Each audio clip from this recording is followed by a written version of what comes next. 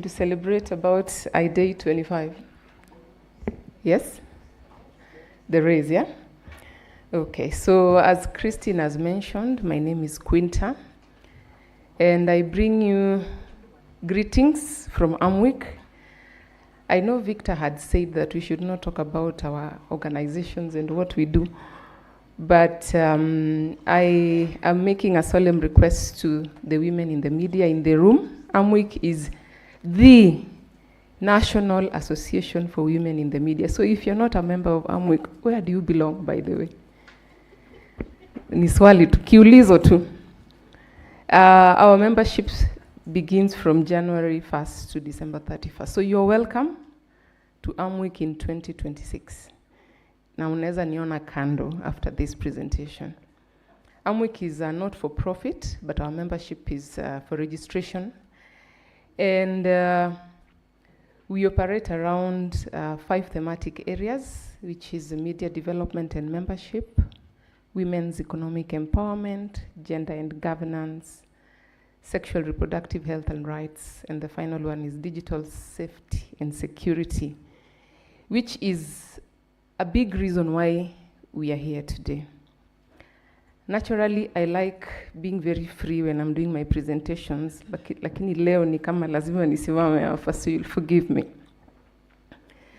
So one thing about me is that I'm actually a journalist. I'm a multimedia journalist, having worked for a couple of years at the Standard Group and also to support our neighbors back in the day when Jakaya Kikwete was still the president.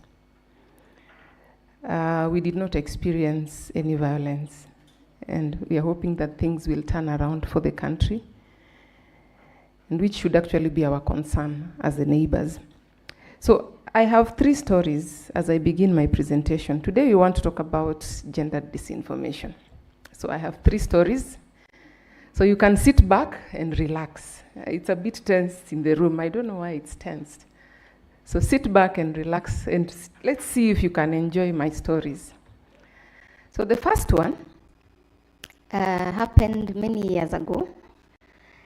I was raised in the village, raised in the village from the Homa Bay County, the Homa Bay County, the county of night runners. And one of the things that happened back in the village is when you wanted to declare your love to the person you are admired to, or the person you admired, there was a village way of doing things. I don't know if some of us can relate. So you'd look for the nearest cactus, isn't it? Yes, I can see villagers in the room. Yes, you'd look for the nearest cactus. I believe we know what cactus is, sisal. Unatafuta kijiti, and then you write your love interest on the cactus. So for example, you'd say, Christine loves Tom. But you do it in your mother tongue because you are communicating. So one of these days, of course, going to the village schools and interacting with the village boys, some of them just wanted to mark their territory. Okay? So, si ati we unampenda. Yeye ana kupenda. Now to ward off the other love interest, they would write, let me refer to my love interest as Mr. H for now because he's a big person in government, and I don't want to ruin his reputation. So Mr. H apparently had some love interest towards me. Okay? Back in the village, there were not very many black and beautiful girls. Okay? So Mr. H, of course, identified me, and he wanted to be one of he wanted to protect, to sort of like protect the territory. So he wrote, Queen loves H. And so, on the way to the river, malikila mtu anaona, si ndio? So wakipita pale, wanaona Queen loves H, so that they keep off Queen, si ndio? But I did not love him. That was his imagination. I did not, but maybe we used to play, but I did not love him. I mean, love was nowhere in my mind. I was going to school to study, as my parents had said.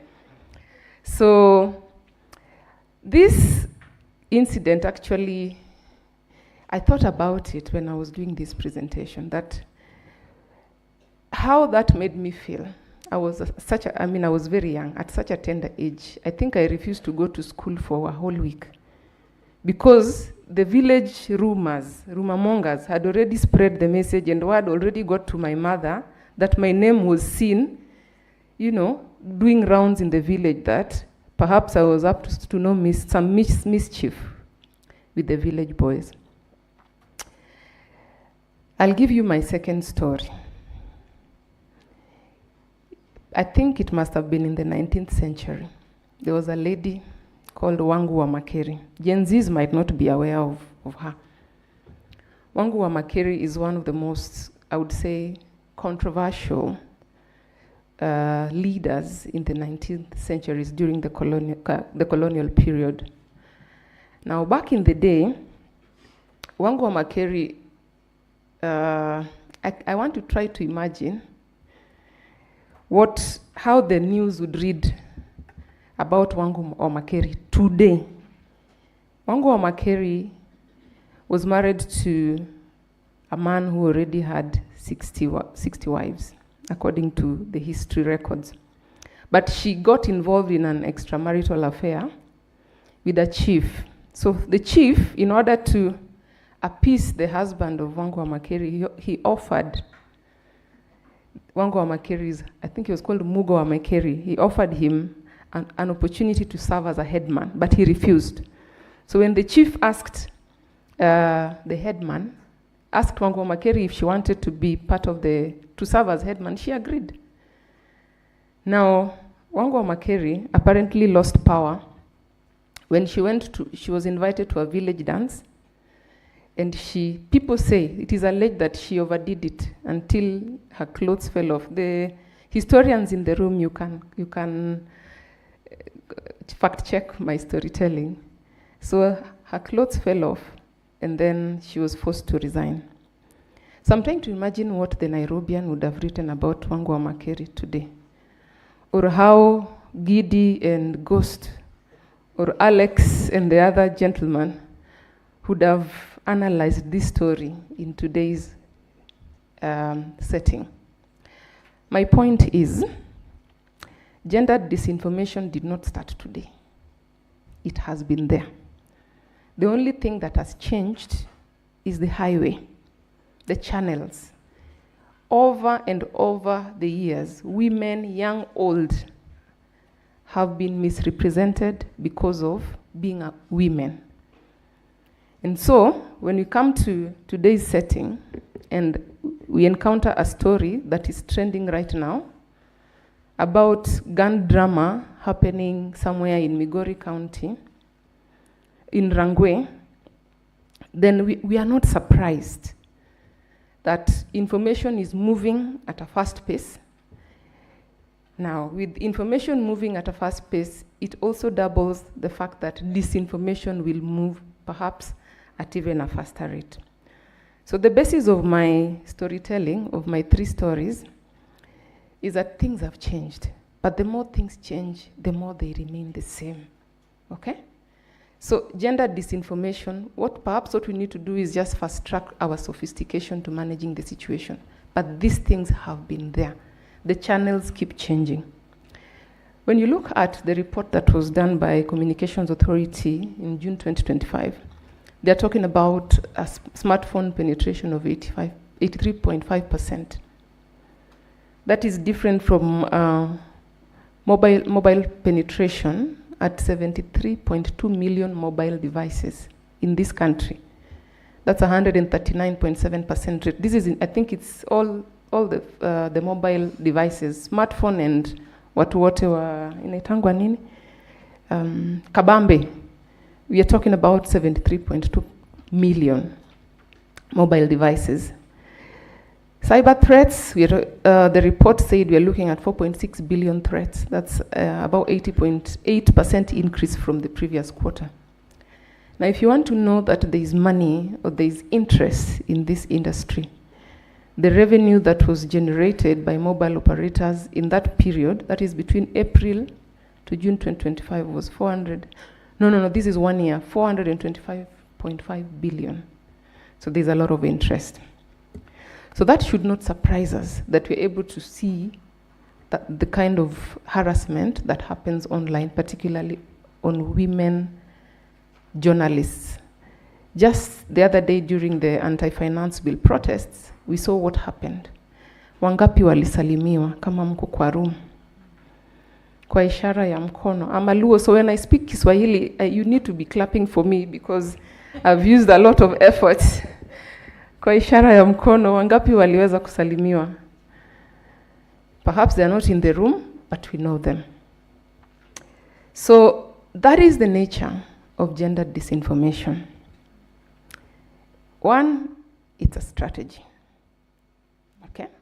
It's weaponized, it's manipulated, it's coordinated. There are attacks. The people who are attacked, they receive threats. They are targeted, they feel undermined, they feel violated. The whole idea of gender disinformation is to silence them, to discriminate them, and to perpetuate existing or harmful stereotypes. And from my research, I realized that there appears to be a correlation or an overlap between gender disinformation with technology-facilitated gender-based violence. So, I want you to take a moment and just think about the few statements I have on my slides. And at this moment, by the way, I like having interactive sessions. You can actually talk to the person seated next to you. Is it true or false that online violence isn't real violence? You can take a second to respond. Is it true? You can keep the answer somewhere because my panelists will tell us this. Is it true or false? My second question is this. Is it true or false that strong women don't get bullied online? That they are very strong, they can handle it. Is it true? Okay? They have the muscles, they can withstand it. Okay? The other question that I want us to reflect upon is, and this one is for the men in the house, perhaps the women also. Do you think that women politicians, journalists, lawyers, human rights defenders, are they wife material? Are they marriageable? I would like to hear some feedback. Are they? You're told marry at your own risk. Okay? So these are some of the questions these are some of the myths and misconceptions that we encountered online. And one of the things that this panel seeks to do is to understand what gendered misinformation is. What is the aim? Who is affected? How are they affected? Who is behind it? What do they stand to benefit? And who will benefit from the way things are from the status quo? So these are some of the questions that also at Amwick we were grappling with. Because one, we decided to undertake a research or an investigation on the prevalence of TFGBV against women with prominent public lives. We had so much was going around on the online space, and we wanted to get to the bottom of it. So we said, why not? One of the things that we do at Amwick is we try and we seek funding to ensure that our programming and research and activities are evidence-based. We know what we are dealing, the magnanimity of what we are dealing with. So we decided to undertake this research. One, because the digital space, especially for women in the media, is not a joke. It is a big resource. Let's not forget the fact that there is still digital gender gap, but at the same time, it is that platform that can ensure that